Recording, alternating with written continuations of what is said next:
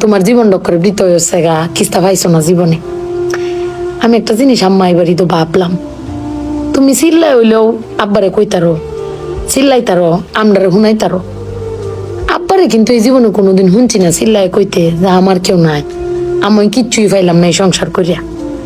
প্রত্যেক মাসে আব্বাই কিন্তু সবকিছু কইরা যা, আব্বাই কিন্তু সবকিছু করে। এবার ঈদও দেহ আব্বা আমারও সালামি দিছে, বুবাইরেও সালামি দিছে, ভাইজানেরও সালামি দিছে, তোমারও কিন্তু সালামি দিছে কম আর বেশি।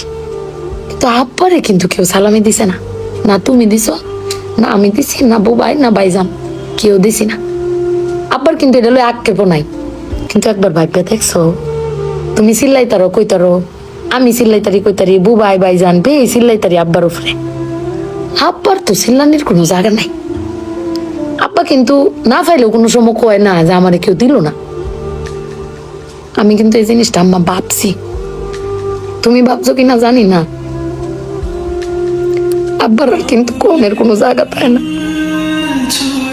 তুমি আমার বক্তারো, বাইরে বক্তারো, বাইরে বক্তারো, কিন্তু আব্বা তো আমরা বকেও না, কিচ্ছু না পাইলেও কেউ কয়ও না। জানি না তোমারে কয় কিনা, কিন্তু আব্বারা মনে হয় এরম হয় না আম্মা। আব্বারা কোনো সময় কিচ্ছু কষ্ট কেউ কয়ও না, হিরে নিজে আল্লাহ সব ভোগও করে। দিন শেষে বেটি তুমি চিল্লাই হলো কিন্তু আব্বার বাড়াতে নিয়ে আসারো। কিন্তু আমার বাপটা কেউ কইতেও পারে না, নিতেও পারে না। বেড়ান মানুষ ঠকে আম্মা, আমি দেখছি বেড়ান মানুষ ঠকে। বেটান কইতারে তাও বেটানের কোয়ার জায়গা আছে জামাই স্বামী, বেড়ান কারে কইব। আব্বার লাগে ফেট ফুরে আম্মা।